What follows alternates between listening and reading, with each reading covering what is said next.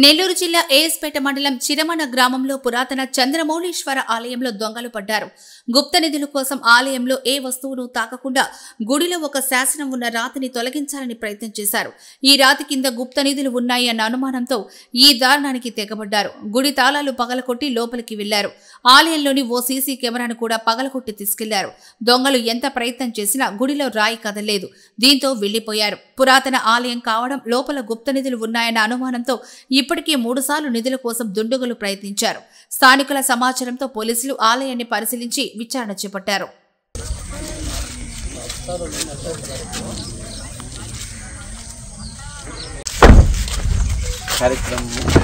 మీ అందరూ గ్రామస్తులందరూ కూడా మనసు పెట్టి గత వారం 10 రోజుల నుంచి ఎవరెవరు మనకు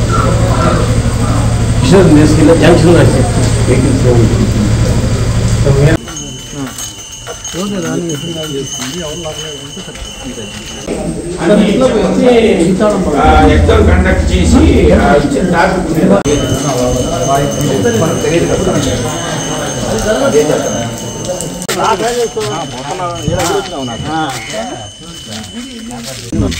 వచ్చి ఇక్కడ ట్రేస్ చేసుకొని ఐడెంటిఫై చేసుకొని గుర్తించుకొని ఇల్లు ఉంటుంది.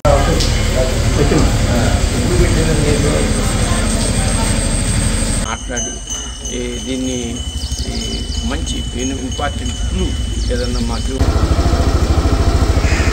అప్పుడప్పుడు కొడతాను. దానికి సంబంధించినటువంటి అన్ని ఎగ్జిక్యూటివ్ ఏజెంట్స్ ఉంటుంది. దానికి వీళ్ళందరూ పవర్ ఛార్జింగ్ కాదు కాబట్టి అందుకే మీరు వచ్చేసేయండి.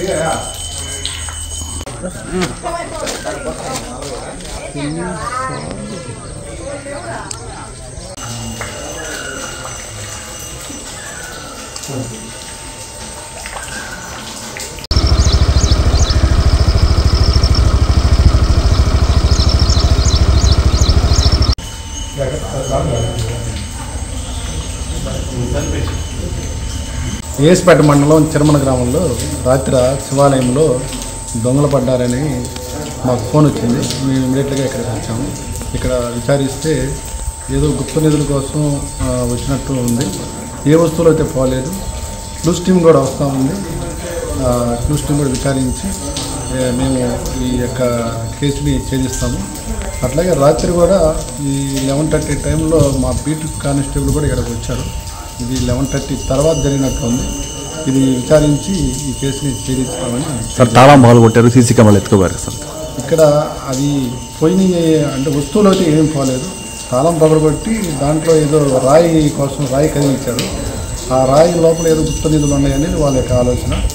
అక్కడ సీసీ కెమెరాలు ఉంటే ఆ సీసీ కెమెరాలు కూడా 2 సీసీ కెమెరాలు తీసుకెళ్లారు. దీన్ని కూడా విచారించి మేము కేసు రిజిస్టర్ చేసి ఛేదిస్తామని తెలియజేస్తాం. పూజారి గారిని, నా పేరు సురేష్ బాబు. మార్నింగ్ 6 గంటలకి దేవస్థానంలో పూజల నిమిత్తం దేవాలయంలోకి వచ్చేసరికి దేవాలయంలో తలుపులు కొంచెం గట్టి చెప్పండి సార్. దేవస్థానంలో తలుపులు పగలగొట్టేస్తున్నాయి సార్, తాళాలు. వెంబటే నేను ఎస్ఐ గారికి, మాకు టెంపుల్ కార్యనిర్వాహకులు నరసింహారెడ్డి గారికి తెలియపరిచాను.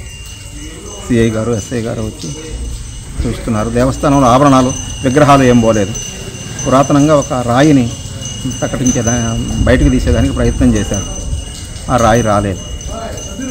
అంతవరకే జరిగింది. అమ్మవారి దేవస్థానాలు ఏ తలుపులు ఓపెన్ చేయలేదు. స్వామి గుడిలో కూడా ఎలాంటి వస్తువులు పోలేదు. విగ్రహాలన్నీ ఎక్కడే ఉన్నాయి. సీసీ కెమెరాలు ఉన్నాయి కదా సార్? సీసీ కెమెరాలు ఉన్నాయి. ఆ సీసీ కెమెరాలు కూడా ధ్వంసం చేశారు. ఆ సీసీ కెమెరాలకు సంబంధించిన బాక్స్ను కూడా లేపుకొని వెళ్ళిపోయినారు. ఇంతవరకే జరిగింది. తర్వాత అందరికీ ఫోన్లు చేసి చెప్పి సార్ గారికి, ఎస్ఐ గారికి, ఈఓ గారికి, నరసింహారెడ్డి గారికి అందరికీ తెలియపరిచాము. ఇంతవరకు అయితే అందరూ వచ్చి చూస్తున్నారు. ఇప్పుడే మా సిఐ గారు కూడా వచ్చారు.